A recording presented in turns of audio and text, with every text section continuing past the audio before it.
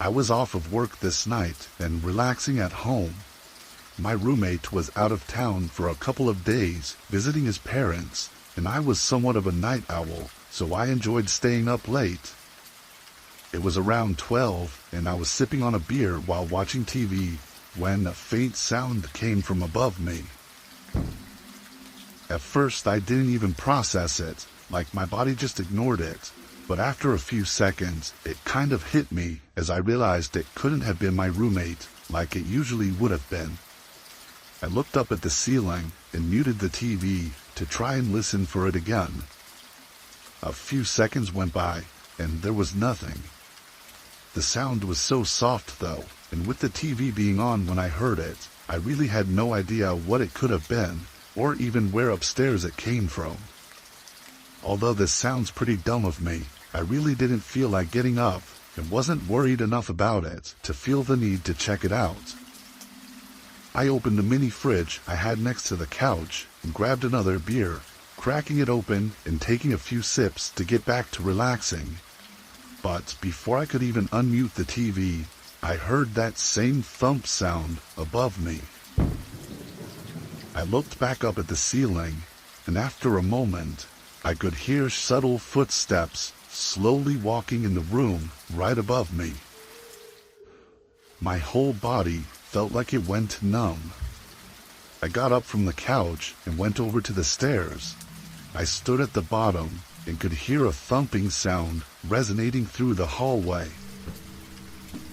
I called out my roommate's name.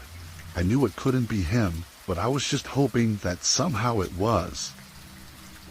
After there was no reply, I started scaling the stairs and flicked on the lights to the upstairs hallway. It was empty, but the door on the far end was open. It was to my roommate's room, but I was 100% certain that I'd closed it the day he left, and I never went in there since, so there should be no reason it was open right now. My heart was pounding as I walked through the hallway and looked inside the room. It looked the same as it did when he left. Everything was clean and nothing was out of place. I then went around and checked every room upstairs and still found nothing. I didn't sleep that night and spent the next couple days on edge as I waited for my roommate to get home. I never heard those sounds after that night, or had any doors randomly open like that. At this point, I don't know what the hell happened. Maybe someone found a way in and out without me knowing, or maybe it was something else. To this day, I still don't know.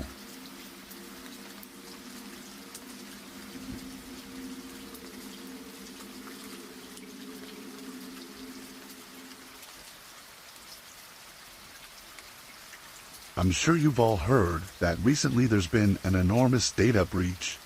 2.7 billion victims' personal information and social security numbers were stolen. This stolen personal data could allow people to gain access to your financial accounts or even steal your identity. So now it's more important than ever to take extra measures to ensure your security. There is really no better time than now to take advantage of Aura's security service.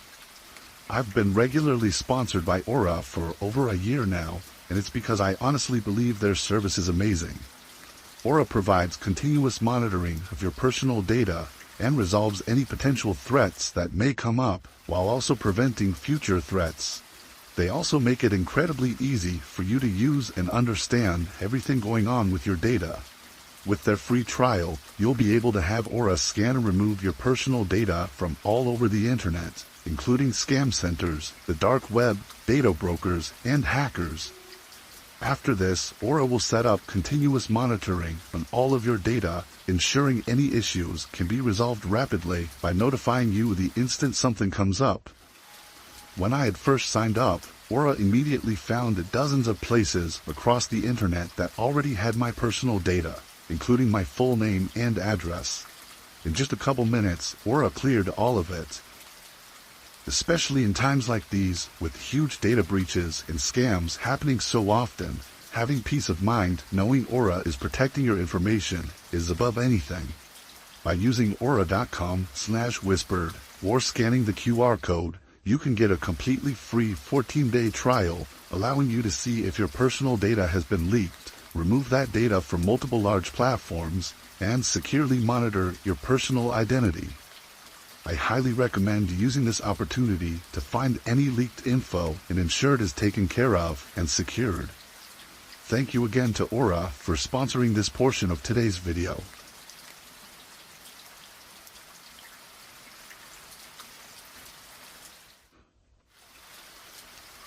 I was camping in Utah for a small weekend getaway. It really was nothing special. I'd hiked up to a small lake and was only going to stay overnight. When I got there, it was more crowded than I was hoping for. I mean, there were two groups near the beach, so it wasn't flooding with people or anything, but it definitely wasn't quiet either. Around 5, though, both groups started packing up, and within the hour they left the area. With only an hour left of sunlight and having the beach to myself, I quickly changed into my swimsuit and jumped into the lake. I was only in there for like 10 minutes, not too long at all, when I looked back at the campsite.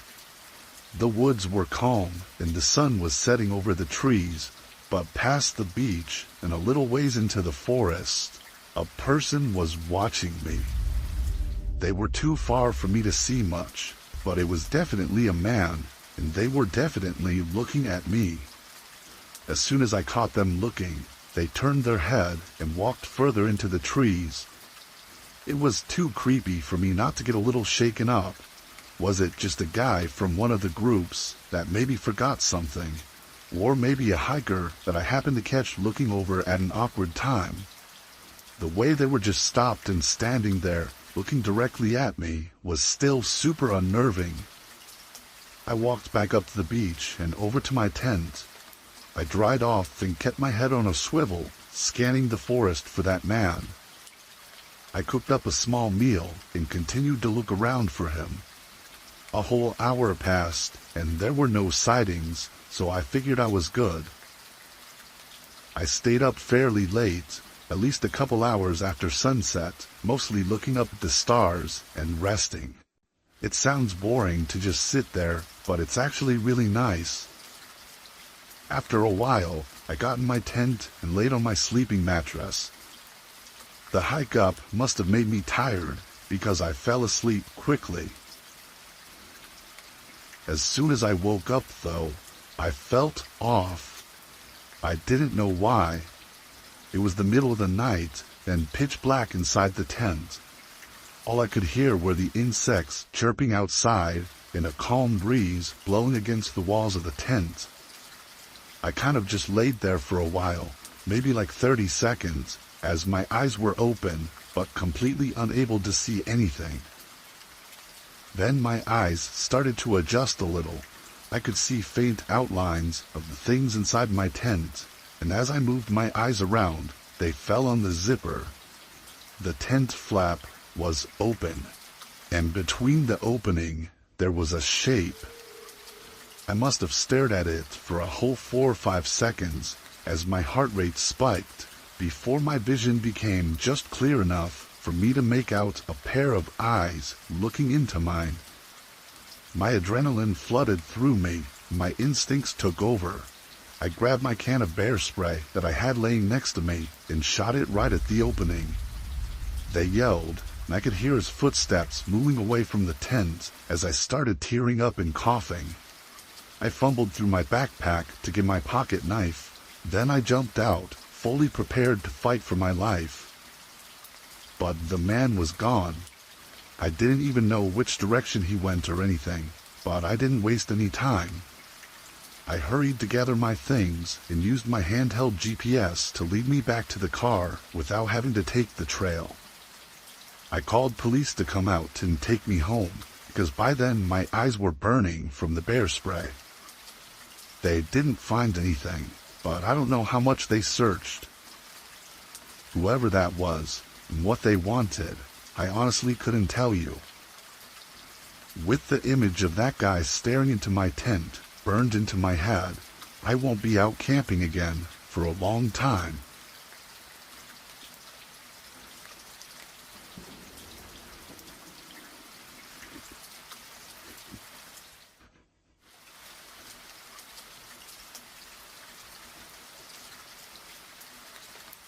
I work at a gas station. I'd been there for several years, and this night was one that I assumed would be like all the rest. I came in at 8 and took over for the day worker, who went home right away. The first couple hours went by quickly, as there were still customers coming in regularly to buy a few things or to pay for gas with cash. Between 11 and 12, it slowed down to where it began feeling like the shift was dragging on. I kept myself busy for another hour, or at least tried to, with stocking whatever I could find. But then I was left with the dreaded second half of my shift. It was always slow, boring, and just not enjoyable. Around 1 though, a car pulled in and parked in the spaces by the entrance door. A few other cars had come through recently, but just to get gas real quick. Very rarely would someone actually park in the spots and come into the store this late into the night. I stood up straight and tried to rub the tired look off my face, expecting them to come in. A couple minutes went by though, and they didn't. I leaned over the counter and looked out the glass door, but couldn't really see anything. The reflections on the door were blocking any way for me to see inside their car. Maybe they were just taking a break from a long drive. I didn't bother caring too much about it. I sat back and pulled up my phone. I spaced out, reading through random articles and whatnot for probably 20 or so minutes. During that time, I never heard anything or saw anything. But eventually I looked up from my phone and my heart almost stopped. There was a guy inside the store, standing in one of the aisles and looking right at me.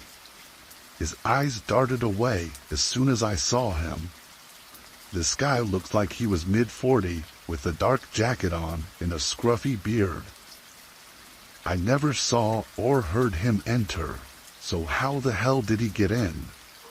While my mind was racing, I just watched as the man kept walking around, glancing over at me a few times to see if I was looking, like he was planning to do something as soon as I looked away.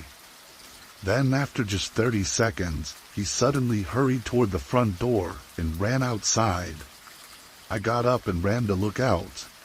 This was when I noticed the car was still there, but the guy walked right past it and just out to the road until I could no longer see him. I immediately went to the cameras to see how he got in and figure out what was going on. It only took me a minute to find the footage of him slowly and quietly getting out of the car, then going to the back of the gas station. There were no cameras back there, but those doors were never locked since the gas station was technically always open anyway. What's really odd is that there were 15 minutes between the time he went around to the back to the time he walked out onto the sales floor. Police came to help me investigate, ultimately finding the car he left to have been a stolen vehicle from months ago. They didn't know anything about the guy or his motives. Sneaking around though, he clearly had something else intended for that night, and I think I was really lucky that for one reason or another, he decided not to go through with it.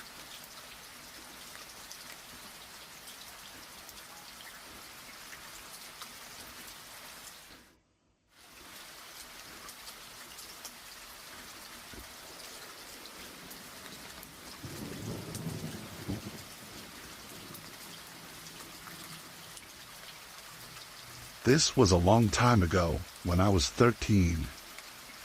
It was summer. I spent pretty much all day playing on my PS3 or watching whatever was on TV. Sometimes I'd go outside or hang with some friends, but it was raining this day, so I was hunkered down inside. My dad always worked until 10, and my mom was a nurse, so her schedule was all over the place. Most of this day, I was playing on the PS3, but around 7-ish, I went to the kitchen to make food. While I was in there, a knock came at the front door. I didn't really want to answer, and as a kid, I was always nervous when someone was at the door. So I waited a minute and tried to just be quiet until they left. After they knocked several more times, though, I snuck over to the door and looked out the peephole to see if maybe it was a neighbor or someone else I knew. I was really confused, though, and kind of alarmed to see a police officer. He was standing on our porch, looking around and waiting for me to answer, and now I felt like I had to. I opened the door. It was still cold and rainy outside, and the officer was drenched. Being a kid, my eyes were immediately drawn toward the gun on his hip, and overall, I just felt scared, or like I was in trouble. He asked my name, then reassured me that everything was okay, and I didn't have anything to worry about. He then smiled, as if trying to keep me calm, but his teeth were noticeably rotting and yellow, which then got me to notice how overall unkempt he looked. Like, usually cops were well put together, so this was really off-putting. He definitely noticed my hesitation, though, because he tried to speed up the conversation, saying he needed to search the home. I was terrified and confused, but I knew something was wrong, and that's when I noticed that there was no police car by my house. Especially with it raining, all these red flags piled up, and just as he was starting to step forward, I slammed the door and locked it. He didn't even try to say anything else. He immediately slammed something against the door, hard enough to shake the entire door and push me back a little. Thinking the door would give out, I ran to the home phone and dialed 911. I was freaking out so much, I'm surprised the operator even understood a word I said. The guy outside didn't give up the whole time, though, and was even there still, banging on the door when the actual police showed up. I heard him trying to convince them he was a real cop, but obviously that didn't go well. He was taken in, and initially my parents didn't tell me much about the charges, probably for my own safety. But a few years later, they told me that during the interrogation, the man admitted to attempting to kidnap me. Had I been any more trusting, I don't know where I'd be right now.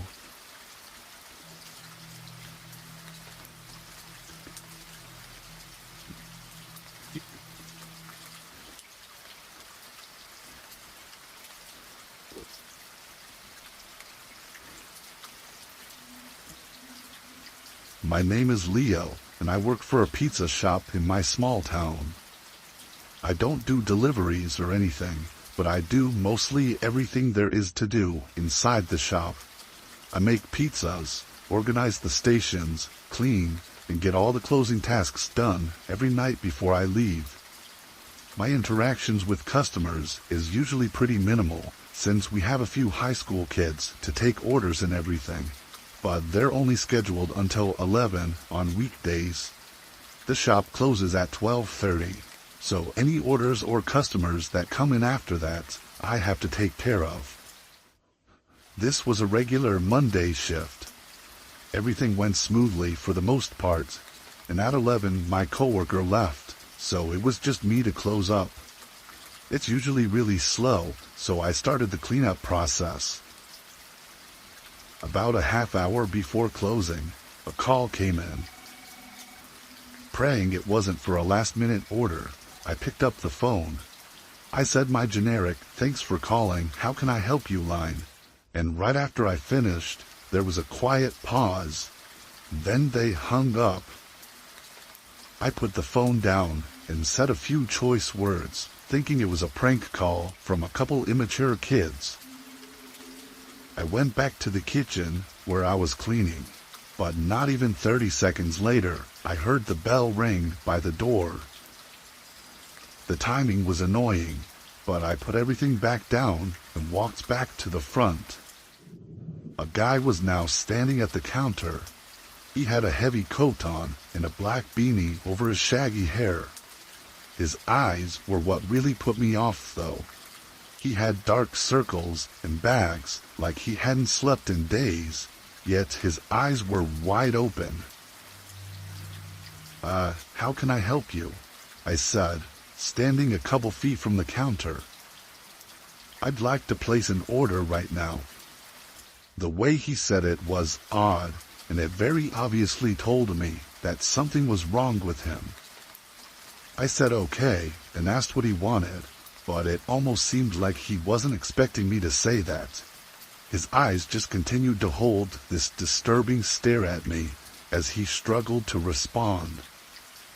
I looked away out of uncomfort, but my eyes fell on his hand that was partially out of his jacket pocket.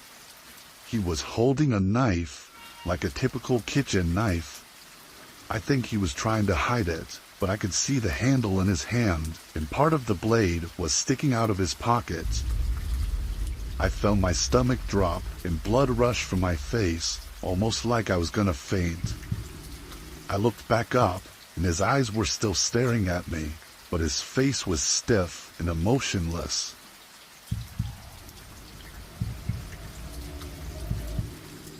The sound of the door opening made both of us jump, and both of us looked over. It was some other random customer walking into the shop, and they immediately seemed to realize something was wrong. They stopped in place, stumbling over a few words, before the guy by the register suddenly walked past him and out the door. I used the phone to call 911 and tried to explain to the other customer what had happened. We also watched out the window as the guy got into his car and sped out of the parking lot. That was the last we saw of him, though. What I think happened was he parked outside the shop and watched in the window as he called us. Once he saw that it was me answering the phone, I guess he knew I was alone, so that's when he walked in. If not for the random customer walking inside in that moment, I don't know what would have happened. He was clearly insane and armed with a kitchen knife, so it couldn't have been good. Since then, I still haven't seen him come back, and I really hope I never do.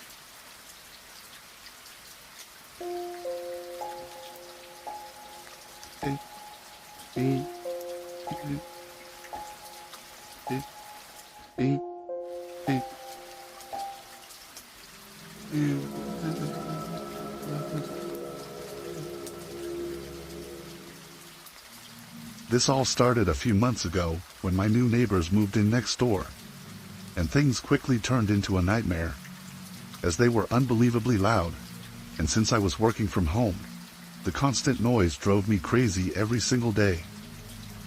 Their small children screamed late into the night, making it impossible to sleep. Their dogs barked non-stop all day in the backyard. But these poor dogs were kept in cages most of the day, so I can't blame them. Anyway, even though my new neighbors were very frustrating and didn't seem to care about others, I don't like to confront people, so I just had to get used to the noise. This went on for a couple of months. But then a few weeks ago, I heard an argument outside. It sounded serious, so it got my attention immediately. For background, my neighbors were a young couple with 2 small children. I didn't talk to them much in the few months, except for saying hello or good afternoon in passing.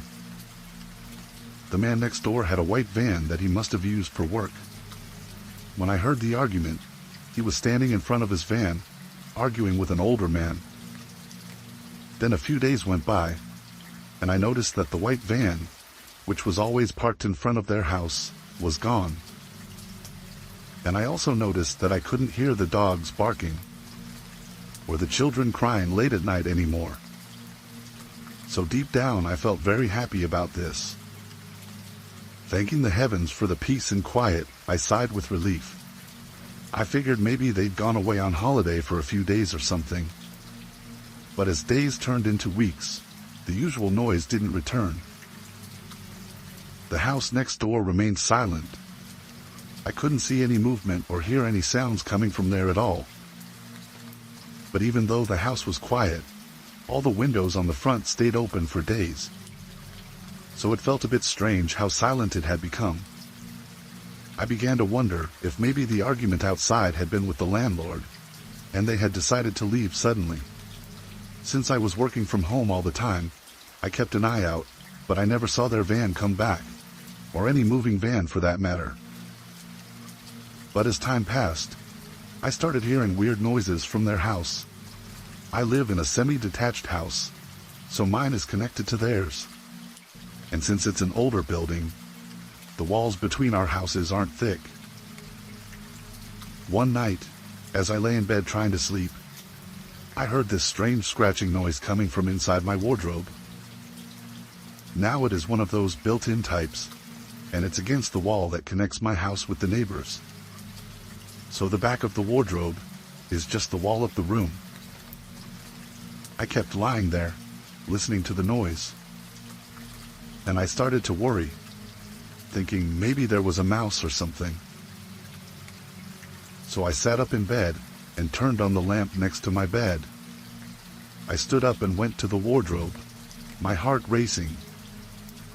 Since I really don't like creepy crawlies hiding in the house, I grabbed my phone, turned on the flashlight, and shone it inside the wardrobe. I checked every corner of it, but there was nothing there. I felt a sense of relief washing over me. But then I heard it again. Startled, I jumped back from the wardrobe door, almost dropping my phone in fright. My heart raced as I frantically aimed the light back into the open space of the wardrobe. The sound seemed to echo in my ears, growing louder with each passing moment. It was coming from behind the wall, like something was clawing at it, desperate to get through. I had to stop myself from screaming, covering my mouth with my hand. What on earth was making that noise? It was too loud to just be a mouse. Panic started to rise in me as I wondered what was happening next door. Then all of a sudden, the noise stopped. I stood there for a good 2 minutes, holding my breath, waiting to hear it again, but it was silent. That night, I slept downstairs, because I was too scared to hear that scary scratching sound again.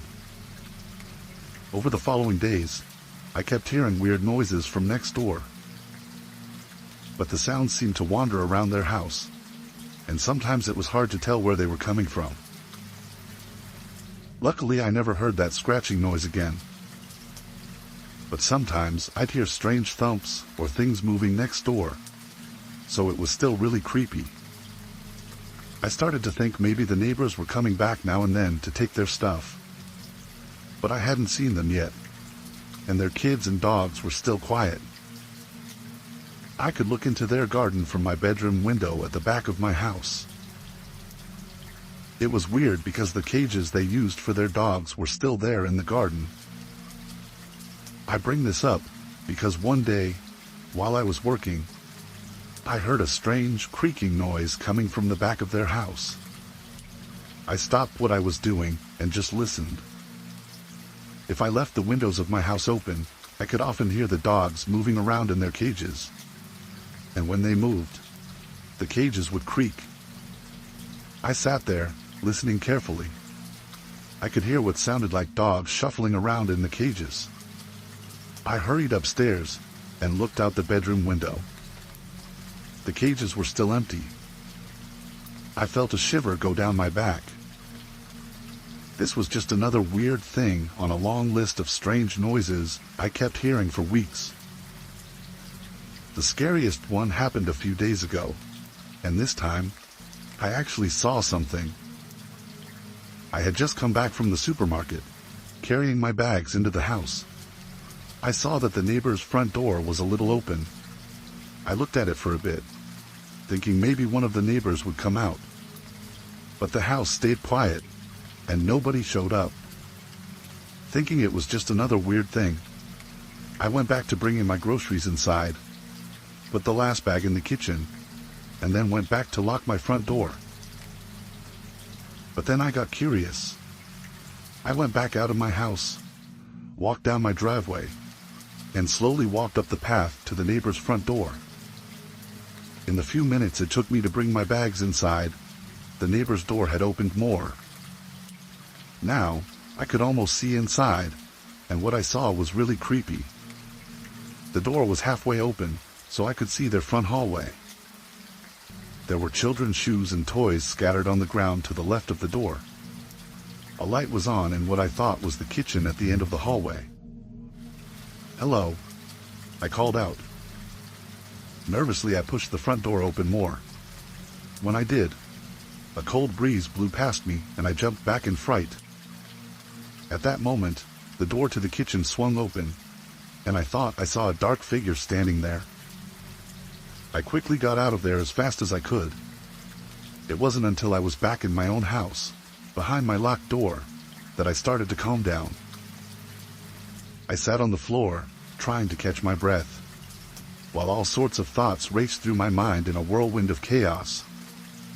Something you should know about me is, as much as I love creepy stories, I get really scared if anything weird happens in my own home. As I sat there trying to calm down, I heard 3 clear knocks on the front door. I froze, not moving at all. A minute passed, then another, but there were no more knocks. I unlocked the door and looked outside, but there was nothing there, as expected. Even now, I still don't know what happened to my neighbors, and nobody on my street does either. They just vanished one day. I haven't seen the dark figure since that day, though I still hear strange noises sometimes. I just hope whatever is in that house stays there.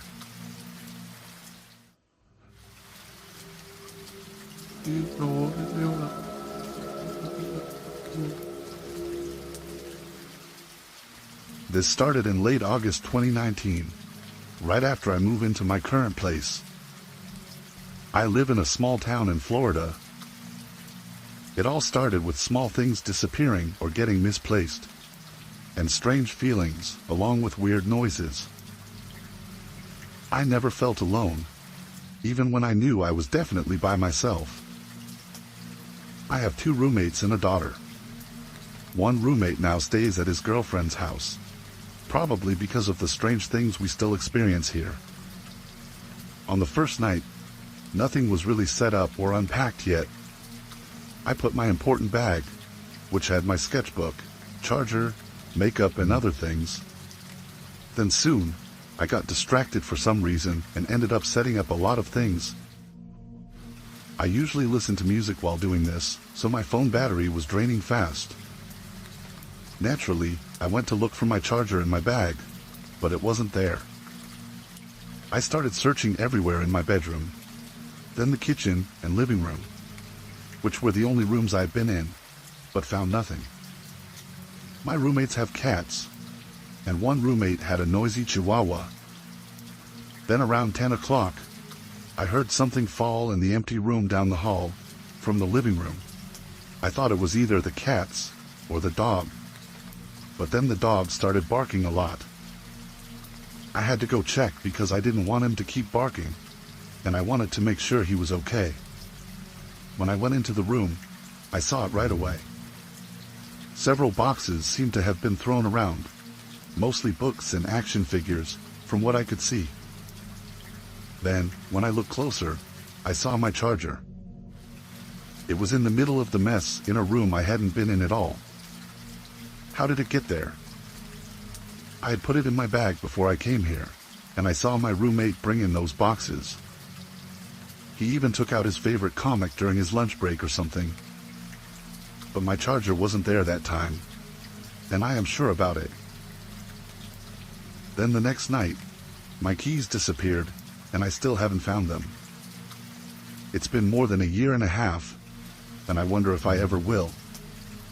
The next weird thing was, my cats didn't act like they usually did. For example, my cat, Philip J. Fry, would totally freak out if I left him alone in my room. He would cry loudly, puff up, and hide in the worst places. I'm not sure how I got him to stop, but it took a while. My other cat, Jingles, just always follows me around. She's a quiet black cat who likes to sleep most of the time. She's maybe around 10 years old, so it's unusual for her to follow me around the house. A couple of months later, at the end of October, which is almost a year ago now, my daughter was home this time, but she was asleep. She always slept through the night since I moved in, so she was usually asleep by 8 p.m. I was in the living room, watching TV quietly, and looking through some random books, trying to sketch a drawing. Oh, and this time also both my roommates were at work. They work nights, and I work during the day. So I was just getting into my drawing when I started to hear a sound. At first, I couldn't figure out what it was. So I muted the TV for background noise and listened more carefully.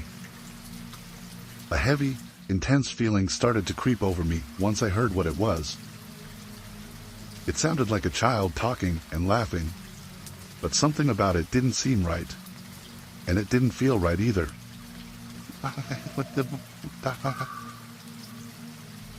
I left the living room and went to my daughter's room. Just as I suspected, she was still asleep. She hadn't moved. The room was extremely quiet, like in a horror movie, but nothing appeared to be wrong. The atmosphere in the house felt threatening, if I had to describe it. Sometimes, when I'm certain I'm alone, I get the sense that I'm not. One thing I forgot to mention at the beginning of this story.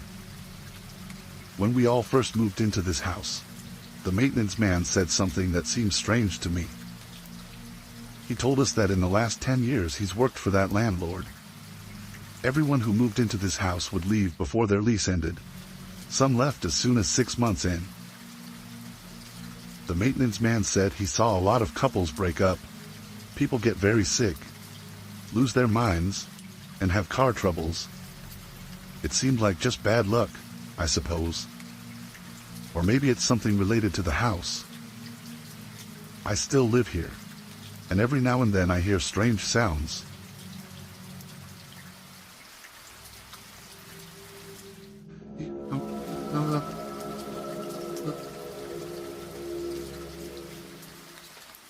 I rented a small apartment in a not-so-good neighborhood for 3.5 years to save money. When I moved in, the first thing I did was make it safer. I replaced the old front door lock with a new one, and installed a locking doorknob to replace the broken one. All the windows were old and not very good. They were the kind that slide open and shut, made of cheap aluminum.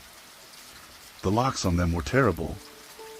The back door was a patio door that led right onto a deck.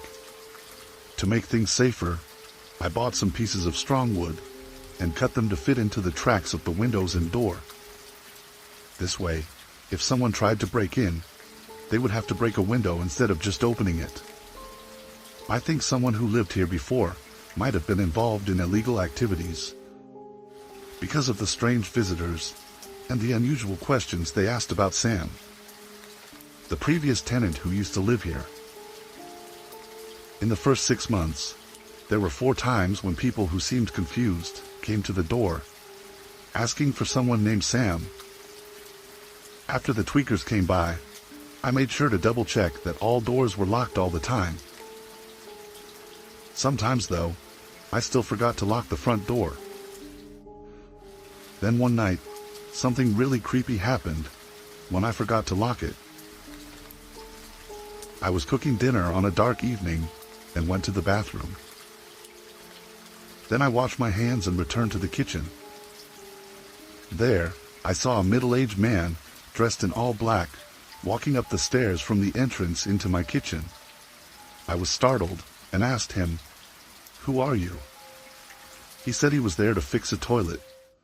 I was scared and thought I might be in danger, but I decided to talk to him for a few moments before doing anything drastic, like grabbing a kitchen knife and defending myself. Then the man explained that Gary, the landlord, had sent him to fix a toilet.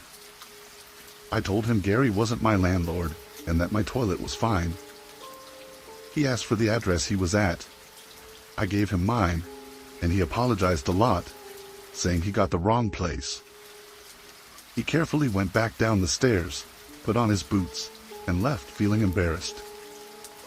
I still don't know if he was looking for Sam to settle old debts and left when he realized Sam wasn't there. Maybe he thought I was someone else he planned to harm, but changed his mind when he saw me. Or maybe he was just a confused guy sent to fix a toilet for Gary, and accidentally walked into my house.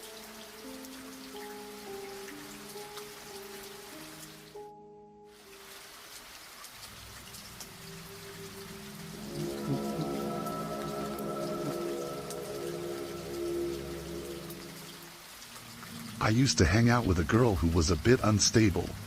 To be safe, I'll call her Jane instead of using her real name, because she might get really angry if she knew what I was going to say. Jane had a tough life because her family was pretty messed up, and her dad caused a lot of her problems. When her dad finally gone from her life, she told me she went to the funeral just to find out where he was buried. A few days later, in the middle of the night, Jane called and asked me to take her to the cemetery to smash his gravestone. Even though I would never do something like that to anyone, no matter how much I disliked them, I could understand why Jane would want to do it because of her dad. She didn't have a license, so I picked her up and we drove to the cemetery. When I parked the car outside, she took a hammer and some grocery bags out of her purse. She said she wanted to go in, smash the gravestone into small pieces, bag it up, and leave. With that, we got out and hurried to the grave. Jane knew exactly where it was, so it didn't take long. But I was really nervous about the whole thing. The cemetery itself felt creepy. I felt like we shouldn't be there, like we were disturbing all the dead people by walking through in the middle of the night. I stayed calm and tried to give Jane some space. At first, she knelt on the fresh grave, whispering curses and crying from all the emotions she felt. Then, suddenly, she started screaming and hitting the headstone for the first time. Her scream shocked me and gave me chills. I turned around to tell her to quiet down, but I could tell she wouldn't hear me. She was going crazy, screaming and hitting the stone with all her might. Each time she hit it with the hammer, only a small piece would break off. I realized we would be there for a while if she kept going at this pace. She was making so much noise that I was scared someone in the nearby neighborhood would hear us. I also thought about how scary it would be for someone walking by the graveyard to hear Jane screaming. My instincts kicked in, and I started to worry more about my own safety. Jane was completely unhinged, thrashing around in her grief and trauma, totally focused on her anger. I was alone with her, in the dark, surrounded by dead people. I was worried that if I got near her, she might forget who I was, think I was her father's ghost, and attack me. However, it wasn't long before her deep anger started to wear off, and she got tired. She stopped and looked at her progress. 2/3 of the headstone was still intact, but she was already exhausted. That's when she looked at me for the first time. I saw the look of pure madness in Jane's eyes. I always knew she was a bit crazy, but this was a whole new level. Her movements were sudden and jerky. She stood up, shoved the hammer into my chest, and told me to finish the job. I protested at first, not wanting to get more involved in what I thought was Jane's thing to do. But as soon as I protested, She grabbed me by the ears and pulled my face close to hers. She screamed so loudly it nearly burst my eardrums. She demanded that I break the gravestone for her, or she'd use the hammer on me and bury my body next to her father's. Realizing I was in too deep to back out, I reluctantly agreed to do it and decided to finish quickly. I was stronger than Jane, but I wasn't as reckless. What happened next made me sure I shouldn't have tried to fight her. As I was smashing the gravestone, I knew I had no choice. I managed to break off bigger pieces while Jane stood behind me, laughing like a total maniac. She cheered me on like a witch encouraging another witch at a human sacrifice. I tried to ignore her, but it was impossible. When I glanced over my shoulder, I saw she had pulled out a knife, which sent chills down my spine. Before I knew it, she knelt behind me and sat on my back, putting her arms over my shoulders and whispering really creepy stuff into my ears. I stopped swinging the hammer because I was afraid I might accidentally hit her. She said I was almost finished. Then she did something I'll never forget. Both of her hands were in front of me, one holding the knife. I knew if I stayed there for more than a few minutes, she might try to attack me. My survival instinct kicked in, and I pushed her with all my strength. Then I ran out and got into my car. After that, I sped off. I don't know what she did there, but when I got home, I blocked her from every social media account and never contacted her again. I don't know where she is now, but I hope she gets the help she needs. Next time your friend suggests going out at night, be careful. And if you'd like to share your own creepy story, you can send it to us via untoldtruestoriesgmail.com. Don't forget to like the video. Thanks.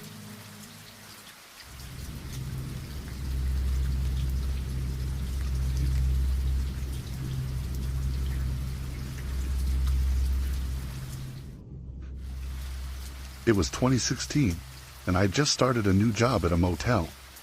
It was low pay, but I needed an office job. One of my friends, Michael, got me this job. For a few days, I did training with the owner in the mornings. For 2 nights, Michael trained me. Our job was the 11 p.m. to 7 a.m. shift. Nothing exciting, just checking guests in and doing paperwork. My boss, the owner, went away with his wife on vacation for a week, which led to the swift training I had to endure. So it was my first night alone on the night shift. There was a monitor with security cameras around the motel's property, and large glass windows all around the office building with a glass door. There was no night window like most motels have. It was fairly early in the night, about 1 a.m. I was just doing my normal check-in paperwork when a man walked in and asked if we had any rooms available. Usually if someone seemed sketchy, my boss had me lie and say no, but he seemed normal at the moment. Without hesitation I said, "Yes, of course, just for one?" And he replied, "Yes." So I began creating the reservation on the computer, when I noticed he started swatting the air and making spitting noises as if he were being surrounded by flies. I tried to ignore it. As far as I was concerned, it wasn't my business. I tried to check him into the room as quickly as possible. I gave him his key, and he was on his way. At this point in time, I could be described as very timid. I had a lot going on in my personal life. So I hope you can all understand my reaction to what happened next. The man came back from his room and slammed his hand on the glass door, causing me to jump. Absolutely frightened, I looked up to see him just staring at me. He cracked the door, put his head through and said, "I can't get into my room. Why won't you let me into my room?" My only defense was trying to be helpful, so I replied, "Maybe there's something wrong with your key. Let me give you another one." The look he had in his eyes was inexplicable. I felt like I was in absolute danger. I handed him his new key, and he went back to his room. I tried texting Michael because he was the one who trained me, though it was the middle of the night and he was asleep. I needed some guidance. With no reply from Michael, I noticed the man trudging down the stairs to come back. I went into absolute panic mode. I ran into the back office, locked the door, and pulled out my pocket knife. It's important to keep protection when working at night. I heard the man in the office yelling, "Hello, why won't you let me into my room? Do you not like me?" Me being an absolute idiot and not standing my ground and calling the police when I was feeling scared, I decided to take the situation on alone. I replied, "I'm just on the phone, I'll be right out." I then started calling Michael over and over for help. No answer. I decided to take a few deep breaths and then step out of the office. The man was not there. He was in the bathroom. I started hearing him talking to himself, angrily saying, "Kill her." My heart sank. Still being an idiot and not calling the police, he came out and I said, "Your key was broken, I'm sorry. Let me escort you to your room." He agreed, thankfully. I was wearing a long-sleeved sweater, so with my arms down, I was able to hide my knife in my hand while holding it. I began to walk outside, and he seemed insistent on walking behind me. We began making our way to the staircase and up towards his room. I was sweating from how nervous I was, continuously looking behind me to make sure he wasn't going to make a move. He stopped at a room, and I stopped at his room a few doors down. I smiled and said, "Oh, that's the wrong room. This is your room," as it clearly said on the door. The whole time he was going to someone else's room and trying to open the door. I felt bad for them. I quickly ran back to the office and locked the door. The next guest I checked in was a police officer from a few towns away. I felt bad for confiding in them about the guy, but they seemed willing to keep an eye and ear out. The next night, the man came back, but I had the doors locked and told him we were all booked up.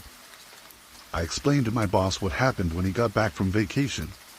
However, he didn't take me seriously. I continued to work there on the night shift for the next year, where many other strange encounters happened.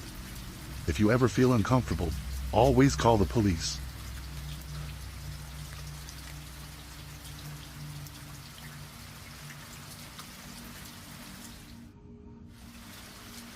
Back when I was attending university, I worked on campus at one of the dining halls during the dinner night shift. I lived in the next town over, as it was cheaper to live in a crappy little apartment out of town than in the dorms. However, I didn't own a car, so I had to take the bus. One night, I had just gotten off a shift at work. My feet were killing me, and I was completely exhausted as I slowly made my way to the bus stop. I noticed a man, much older than me, sitting on one of the two benches at the otherwise empty bus stop, but I didn't pay much attention to him. I simply sat down on the second bench and listened to some music while waiting for the bus to arrive. The first sign that things were starting to get weird was when I kept noticing, out of the corner of my eye, that he was staring at me. At first, I thought I might be imagining it, so I looked over and caught him quickly turning his head to look away. Okay, so he was staring at me. This wasn't completely out of the ordinary, since being a young college girl seemed to gain me a bit of attention from older men. So, like usual, I just ignored him. That was a mistake. Again, out of the corner of my eye, I saw him look at me. But instead of just staring this time, he got up and walked over to sit next to me instead. I continued listening to my music, hoping that he'd see the earbuds and take the hint that I wasn't interested in having a conversation. Instead, this man literally took the earbud out of my ear. "Hey there, sweetheart," he said as my head snapped to look at him in shock. I should have told him off for touching my things and demanded he leave me alone. But I was sort of frozen and didn't want to make him mad. Hi," I replied quietly. He started introducing himself as Mike, telling me that he lived in the area and it was always nice to see pretty girls like me at the university bus stop. He explained that he was a real man, unlike the boys I went to school with, and that I should go home with him that night. I was a shy, scared virgin who had never had a man be as bold as this to my face. I say, to my face, because I had certainly gotten my fair share of unsolicited private pictures online by that point. But I digress. I didn't know how to respond, so I didn't. But that didn't stop Mike from continuing to explain to me all of the fun things he wanted to do with me at his place that night. He got into graphic detail. The things he described started out with basic things you'd expect, and escalated to him asking if I liked being choked until I turned purple and passed out in bed. I wished there were anyone else at that bus stop. But it was just the two of us, in the dark alone, as I counted the seconds until the bus would arrive. Then Mike took things to a different level of shocking by telling me, "Listen, the demons want me to ask for your phone number, and they say you should give it to me or you won't like what happens." He actually had the audacity to start stroking my hair. His hand was gentle, but I didn't want him touching me at all. This was shocking for a number of reasons. The demons. I wouldn't like what would happen. Why was he touching me? What the hell was this guy talking about? As though he could read my mind, Mike went on to explain, "My therapist knows the demons are real. I told her about them, and she says I'm not crazy, and the demons are real." He laughed, then abruptly stopped.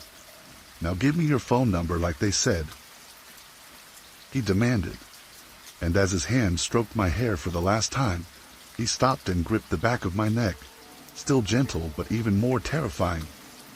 I was scared and obviously didn't want him to have my phone number.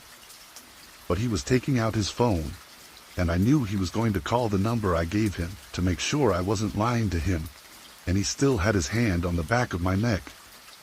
So, I reluctantly gave him my real phone number. Stupid, I know. But I was right, and he immediately called to check. All I could think about was just not making this guy angry long enough to get away from him. Then I'd block his number. Thankfully, the bus came moments later.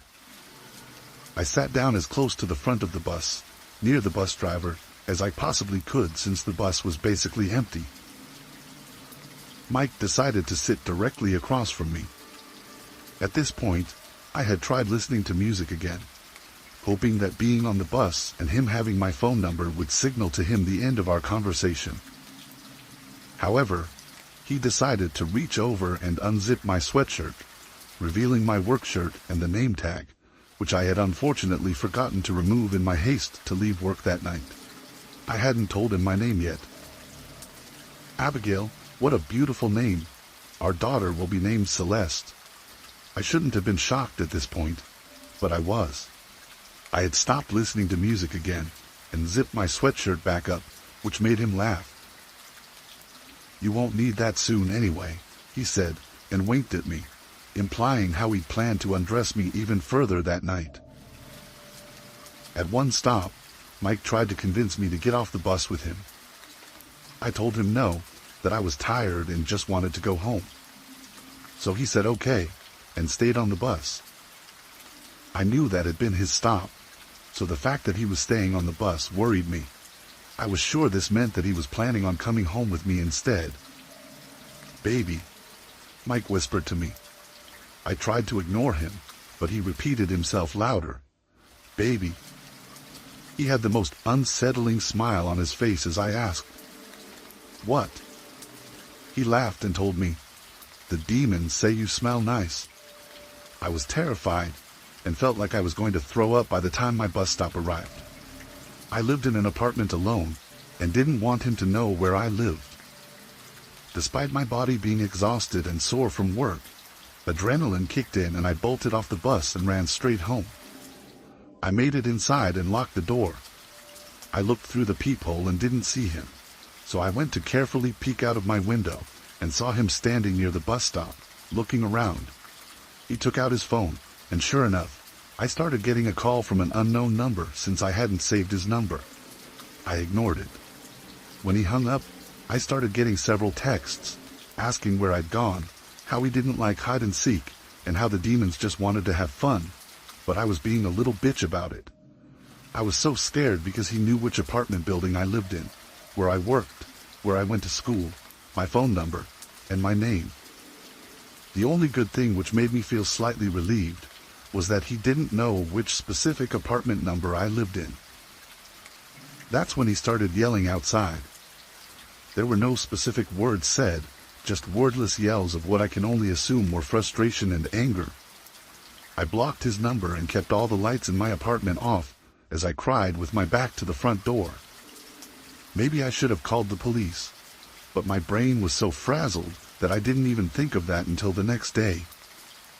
By then, all I knew about him was that he was a mentally unstable man, probably named Mike, who hadn't actually done any physical harm to me, so I didn't think it was worth it. In hindsight, I know that I made a lot of stupid mistakes during this experience. I ended up moving away entirely at the end of that term of school for unrelated reasons. But until then, I switched to day shifts at work and was paranoid every night. Thankfully, I never saw the man again.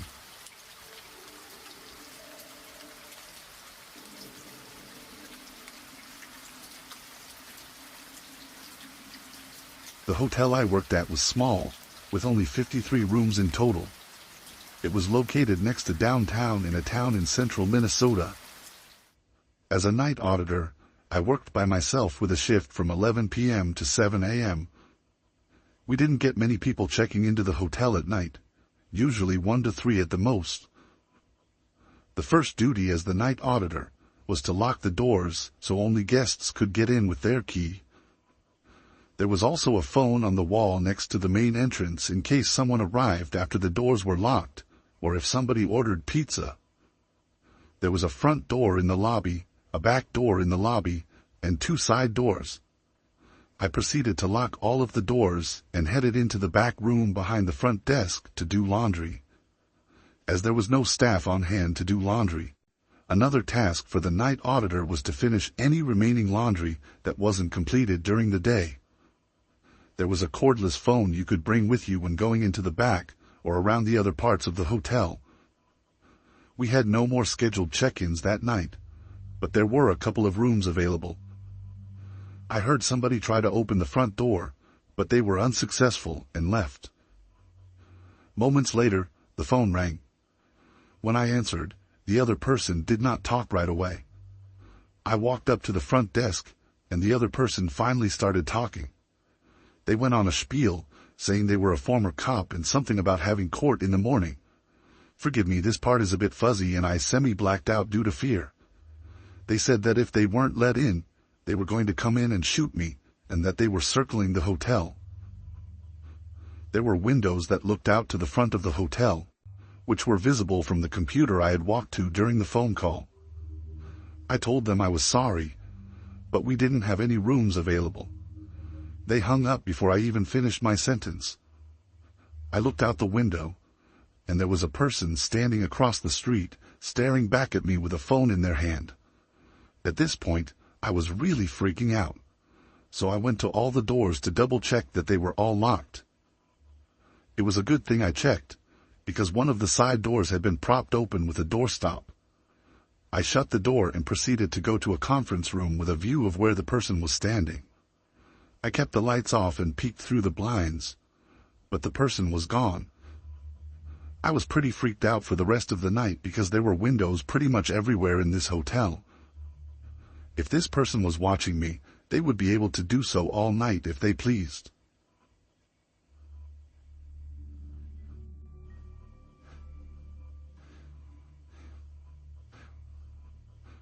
I am 15 now, but I remember when I was 13. I used to help my sister and her fiancé clean banks as a part-time job. I got about 20 pounds for doing it, and it was fun. We had to clean 3 or 4 banks a night, depending on the day. There were always weird feelings in some banks. In 2 of the banks, it was great and fun, but in the other 2, it was weird. It is important to note here that I don't believe in the other side. I believe everything has a rational scientific explanation. Back to the story, we were doing a normal shift one night. I cleaned the small gaps in tables while my sister vacuumed and emptied bins. Nothing out of the ordinary. Then we had to go upstairs. I always hated upstairs in every single bank. For some reason, banks are scary at night, especially upstairs. Anyway, I went upstairs and started cleaning while waiting for my sister. I flicked the light on and went up the stairs. I entered the last room, which was the ladies' restroom, and started doing the usual checks and clearing the tissues. Everything was fine. I then went next door and did the same, but this time, I heard a bang. Not a loud bang, but a sudden sharp bang. I shouted, "Maxine." That's my sister's name. And there was no reply. I shouted again, and still no reply. So I just thought, stop being paranoid, and continued. I opened the big head door to exit the bathroom, and slowly popped my head out to see if anything was there. I had a weird habit of opening all the cubicle doors. I don't know why. If anyone asked, I just said, I just like making it easier for the bankers to pee. But it was something along the lines of OCD. Anyway, I went into the kitchen, which was the first door on the right when walking away from the restrooms. I went in and everything was fine, clean biscuit crumbs, clean bins, etc. My sister then came in and helped me. Then we both heard a bang coming from the bathroom I had just been in. I went to investigate because my sister believes in ghosts and was freaked out. I was just as freaked out as her, but I still checked. I opened the door slowly once again and noticed that the cubicle doors were all shut. I thought, maybe I just forgot. So I went along, opening them one by one. I got to the end cubicle and pulled 3 times, but it wouldn't budge. Someone had locked it from the inside. I froze and thought, should I check underneath? I decided to leg it out and said to my sister, come on, we need to go now. She was confused and I said, come on, please, let's go. I was almost in tears and had never run down the stairs so quickly. They were really steep and I banged into the wall at the bottom of the stairs. My sister was still at the top, unplugging the vacuum. I said, forget the vacuum, we need to get out now. I was freaking out. I could feel the warmth leaving my body. She bolted down the stairs and stood at the bottom with me asking, what are you doing? I whispered, someone is up there with us. We were both looking up the stairs when we heard a door unlock. It was a sharp cracking sound, and we saw the light from the bathroom and the shadow of the door opening. My sister freaked out and opened the door at the bottom of the stairs. She was really shaking with a cold sweat. We watched, and one by one, the lights kept going off, then on, then off again. Finally, the last one went out. My sister left the room, and I was at the bottom of the stairs, frozen like a deer in headlights, just staring with my mouth dry and open, staring at the top of the stairs. I saw a shadow, a figure of a man at the top. I think he was just staring at me, or maybe he was staring at the wall. Nonetheless, I smashed the door open and ran out of the bank. We rang the police, and 3 cars arrived, which was a bit suspicious. 6 cops for one building, maybe because it's a bank.